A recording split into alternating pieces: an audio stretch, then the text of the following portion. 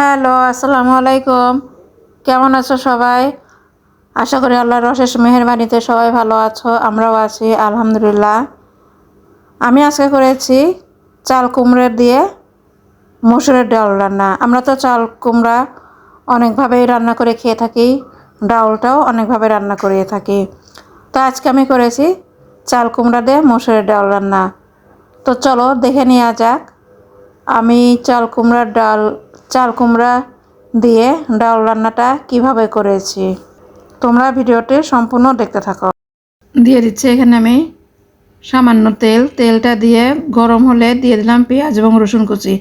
এখানে আমি তেল, পেঁয়াজ এবং রসুন অল্প পরিমাণে ব্যবহার করেছি, কারণ পেঁয়াজ, রসুন এবং তেলটা আমি আবার পরে ব্যবহার করব। তো যাই হোক, আমি পেঁয়াজ এবং রসুনটা হালকা ভালোভাবে ভেজে নেব। ভিউয়ার্স, আমরা তো মসুরের ডাল সাধারণত একঘেয়েমি করে খেয়ে থাকি, ডাল বা ডাল চচ্চড়ি। তোমরা কি কখনো চাল কুমড়া দিয়ে করেছো? যদি করে না থাকো তাহলে ঝটপট চাল কুমড়া দিয়ে মসুরের ডালটা রান্না করে দেখো। পেঁয়াজটা হালকা ভেজে নিয়ে দিয়ে দিলাম সামান্য পানি, যাতে করে পেঁয়াজটা পুড়ে না যায়। আর সেই সঙ্গে দিয়ে দিলাম লবণ, হলুদের গুঁড়া, মরিচের গুঁড়া আর ধনিয়ার গুঁড়া। এগুলো দিয়ে আমি মশলাটাকে ভালোভাবে কষিয়ে নেব, যাতে করে পেঁয়াজটাও সেদ্ধ হয়ে যায় আর মশলারও কোনো কাঁচা গন্ধ না থাকে। মশলাটা সুন্দর কষানো হয়ে গিয়েছে। এখন আমি দিয়ে দিচ্ছি কেটে রাখা চাল কুমড়া। চাল কুমড়াগুলো আমি কিউব কিউব করে কেটে নিয়েছি। তোমরা নিশ্চয়ই দেখে বুঝতে পারছো আমি একদম মোটা করে কাটিনি, আবার একদম পাতলাও না। এখন আমি চাল কুমড়াটা ভালোভাবে নেড়ে চেড়ে মশলার সঙ্গে মিশিয়ে নেব। কিছুক্ষণ আমি এটা 7-8 মিনিট রান্না করে তারপর আমি দিয়ে দেবো এর মধ্যে মসুরের ডাল। এখন আমি এটাকে ঢেকে দিচ্ছি 8-10 মিনিটের জন্য। ফিরে এলাম 8-10 মিনিট পর। চাল কুমড়াটা আমি 8 থেকে 10 মিনিট কষিয়ে নিয়েছি। চাল কুমড়া থেকে যথেষ্ট একটু পানি ছেড়েছে। চাল কুমড়াটা সিদ্ধ হতে একটু সময় লাগে, তাই আমি 8-10 মিনিট কষিয়ে নিলাম। এখন আমি এখানে দিয়ে দেব ধুয়ে রাখা মসুরের ডাল। তো ভিউয়ার্স, কেমন লাগছে তোমাদের? তোমরা অবশ্যই লাইক কমেন্ট করে জানাবে।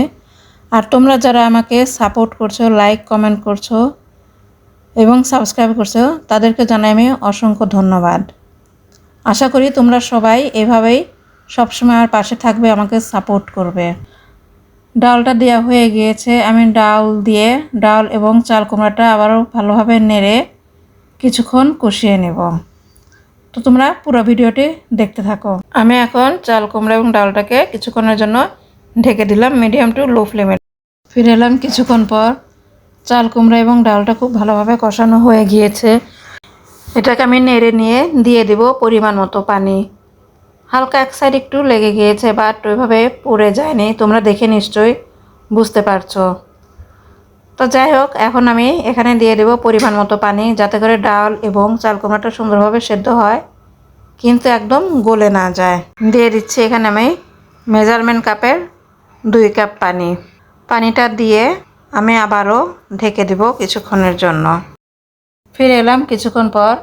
ডালটাও বেশ সেদ্ধ হয়ে গিয়েছে, চাল কুমড়াটাও সেদ্ধ হয়ে গিয়েছে। এখন আমি এটাকে নেড়ে দিয়ে দেব 3-4টা কাঁচামরিচ। কাঁচামরিচটা আমি আগেই দেই নাই, ওখানে আমি শুকনো মরিচের গুঁড়া ব্যবহার করেছি। কাঁচামরিচটা আমি আগে ব্যবহার করি না, কারণ কাঁচামরিচ আগে থেকে দিলে বেশি সেদ্ধ হয়ে যায় বা ভেঙে যায়, এতে করে আরও বেশি তরকারিটা ঝাল হয়ে যায়। তাই আমি কাঁচামরিচটা একটু সবসময় পরেই ব্যবহার করে থাকি। দিয়ে দিলাম এখানে আমি সামান্য পানি। এখানে আমি আর 1/2 কাপ পানি ব্যবহার করেছি। পাশের চুলায় আমি পেঁয়াজ বাগারের জন্য পেঁয়াজটা ভেজে নিচ্ছি। আমি চাল কুমড়া এবং ডালটা বাগার দেব। দিয়ে দিয়েছি তেলে দিলাম পেঁয়াজ এবং রসুন। আমি তো আগেই বলেছিলাম যে আমি ওখানে প্রথমে পেঁয়াজ এবং রসুনটা এবং তেল একটু কম ব্যবহার করেছি, আমি পরে আবার ব্যবহার করব।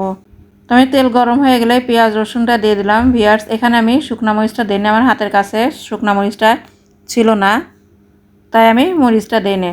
তোমরা অবশ্যই প্রথমে তেলটা গরম হয়ে গেলে একটা শুকনো মরিচ দিয়ে দিবে, এতে করে পেঁয়াজ রসুন শুকনো মরিচ সব কিছু মিলিয়ে এর ফ্লেভারটা খুব সুন্দর হয়। এটা তোমরা নিশ্চয়ই জানো। পেঁয়াজটা হালকা ব্রাউন কালার হয়ে আসছে, এই পর্যায়ে আমি দিয়ে দিলাম 5 ফোড়ন। পেঁয়াজ অনেকে 5 ফোড়নটা আগে দেয়, কিন্তু আমি আগে দিই না, কারণ পাঁচফোড়নটা আগে দিলে কেমন যেন পরে তিতা তিতা লাগে, কিন্তু এইভাবে দিলে পাঁচফোড়নটা তিতা তিতা লাগে না, তাই আমি পাঁচফোড়নটা পরে দিয়ে থাকি। পেঁয়াজটা ভাজা হয়ে গিয়েছে, এখন আমি এটা ডালের মধ্যে দিয়ে দিচ্ছি। ডালটা আমি বাগার দিয়ে দিলাম। আমি বাগার দিয়ে 3-4 মিনিট জাল দিয়ে নেব। এতে করে ডালের যে ফ্লেভারটা, এই ফ্লেভারটা সুন্দর হবে। বিশেষ করে বাগারের যে ফ্লেভারটা, এটা ডালের সঙ্গে মিশে যাবে। আমি 5-6 মিনিট জাল দিয়ে এটাকে নামিয়ে নেব। ডাল রান্নাটা হয়ে গিয়েছে, এখন আমি এটাকে ঢেলে নিচ্ছি।